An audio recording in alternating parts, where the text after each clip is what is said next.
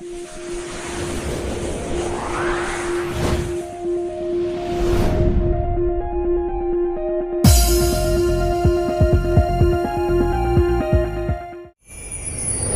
कबीर साहेब स्वयं पूर्ण ब्रह्म सत्पुरुष परम अक्षर ब्रह्म है।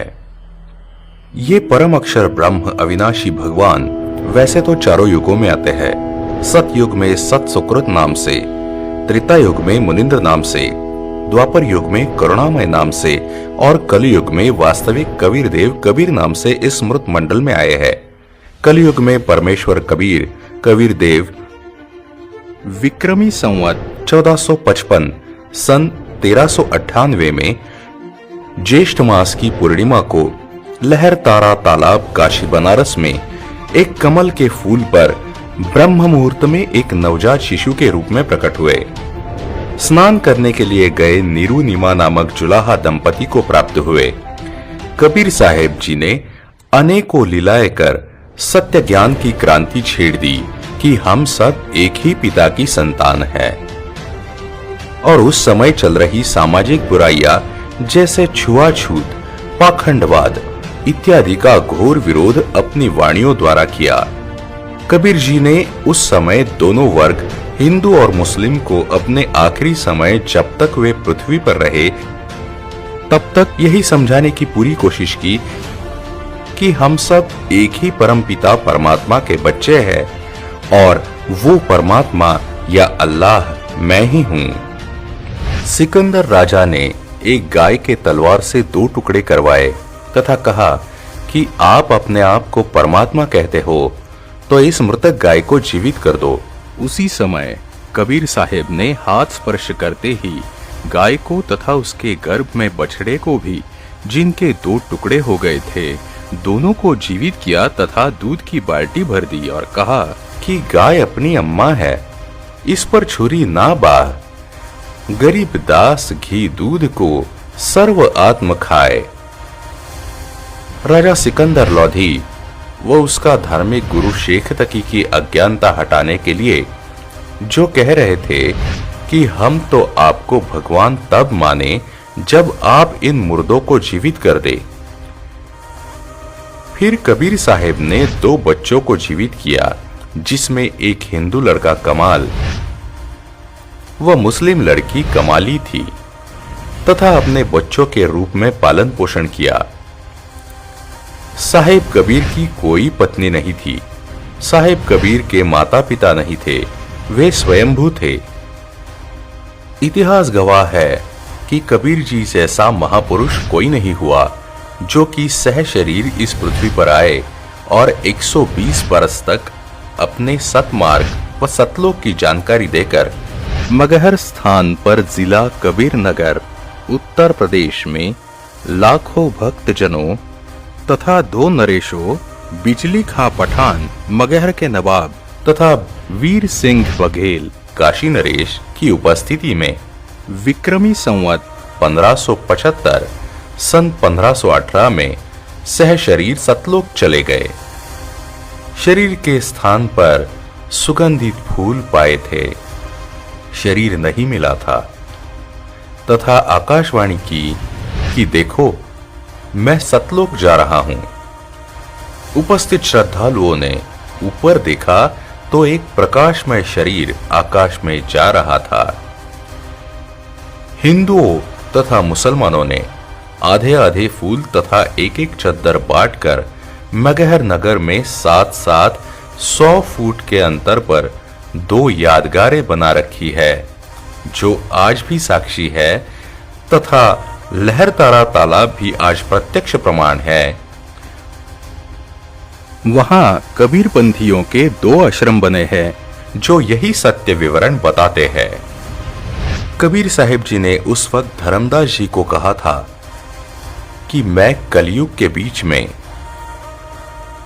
यानी 5505 साल जब कलयुग बीत जाएगा तब मैं पुनः इस पृथ्वी पर आऊंगा और सभी पंथ और धर्मों को मिटाकर एक ही पंथ चलाऊंगा तथा सबको सत ज्ञान व सत नाम देकर सबका पूर्ण मोक्ष करवाऊंगा।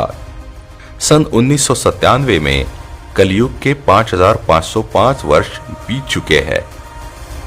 कबीर साहिब जी से चली आ रही गुरु प्रणाली से जुड़े 11वें महापुरुष जगत गुरु तत्वदर्शी संत रामपाल जी महाराज है। प्रमाण के लिए देखें, कबीर साहिब जी से लेकर संत रामपाल जी महाराज जी तक चली आ रही गुरु प्रणाली, जो कि आज के आधुनिक युग में विश्व में फैली अनेकों कुरीतियां, सामाजिक बुराइयां एवं पाखंडवाद को समाप्त करने और विश्व के सभी मानव को सभी प्रकार का सुख और पूर्ण मोक्ष देने के लिए इस समय इस मृत्युलोक पृथ्वी पर आए हुए हैं। जगत गुरु तत्वदर्शी संत रामपाल जी महाराज का कहना है कि जीव हमारी जाति है, मानव धर्म हमारा, हिंदू मुस्लिम सिख ईसाई धर्म नहीं कोई न्यारा। संत रामपाल जी महाराज का जन्म 8 सितंबर 1951 को गांव धनाना, जिला सोनीपत, हरियाणा में एक किसान परिवार में हुआ। पढ़ाई पूरी करके हरियाणा प्रांत में सिंचाई विभाग में जूनियर इंजीनियर की पोस्ट पर 18 वर्ष कार्यरत रहे। सन 1988 में परम संत रामदेवानंद जी से दीक्षा प्राप्त की तथा तन मन से सक्रिय होकर स्वामी रामदेवानंद जी द्वारा बताए भक्ति मार्ग से साधना की तथा परमात्मा का साक्षात्कार किया। सन 1993 में स्वामी रामदेवानंद जी महाराज ने संत रामपाल जी महाराज जी को सत्संग करने की आज्ञा दी तथा सन 1994 में नामदान करने की आज्ञा प्रदान की। सन 1994 से 1998 तक संत रामपाल जी महाराज ने घर घर, गांव गांव, नगर नगर में जाकर सत्संग किया। बहुसंख्या में अनुयायी हो गए। सन 1999 में गांव करोथा, जिला रोहतक, हरियाणा में सतलोक आश्रम करोथा की स्थापना की। दूर दूर से श्रद्धालु सत्संग सुनने आने लगे तथा तत्व ज्ञान को समझकर बहुसंख्या में अनुयायी बनने लगे। चंद दिनों में संत रामपाल जी महाराज जी के अनुयायियों की संख्या लाखों में पहुंच गई। इस सत ज्ञान व पूर्ण परमात्मा की सत साधना, जो कि सभी पवित्र धर्मों के पवित्र शास्त्रों के अनुकूल है, जिसके द्वारा ही आज का मानव सर्व सुख व सर्व प्रकार के दुखों से छुटकारा पाकर सुखी जीवन जीकर पूर्ण मोक्ष प्राप्त कर सकता है। इस सत ज्ञान व सत साधना को ऊपर लाने के लिए संत रामपाल जी महाराज जी दिन रात एक कर रहे हैं। वह काफी संघर्ष करके इस मिशन से करोड़ों की संख्या में अनुयायियों को इस नेक कार्य के लिए जोड़कर उन्हें शक्ति प्रदान कर रहे हैं। आज संत रामपाल जी महाराज जी का ज्ञान का डंका पूरे विश्व में गूंज रहा है। करोड़ों लोग इस ज्ञान से जुड़कर अपने शारीरिक, आर्थिक, मानसिक लाभ ले रहे हैं तथा समाज में फैली बुराइयों जैसे नशा, चोरी, दहेज लेना आदि आदि को त्याग कर अपना जीवन खुशहाल व सुखमय जी रहे हैं। आज अनेकों देशों में संत रामपाल जी का सत्संग और नामदान केंद्र उपस्थित है, जहां पर सभी प्रकार की व्यवस्था निःशुल्क की जा रही है। आज संत रामपाल जी महाराज जी के ज्ञान को समझने व उनसे जुड़ने के लिए लाखों लोग पूरे विश्व से संत रामपाल जी महाराज के द्वारा रचित अनमोल पुस्तकें जैसे जीने की राह, ज्ञान गंगा घर बैठे निःशुल्क मंगवा रहे हैं। कौन है संत रामपाल जी महाराज? एकमात्र ऐसे संत जिन्होंने हमारे सभी धर्म ग्रंथों में छुपे गूढ़ रहस्य को उजागर कर साबित कर दिया कि पूर्ण परमात्मा कौन है और उसका नाम क्या है। एकमात्र ऐसे संत जिन्होंने मानवता के कल्याण अथवा मोक्ष के लिए अपना जीवन निछावर कर रखा है।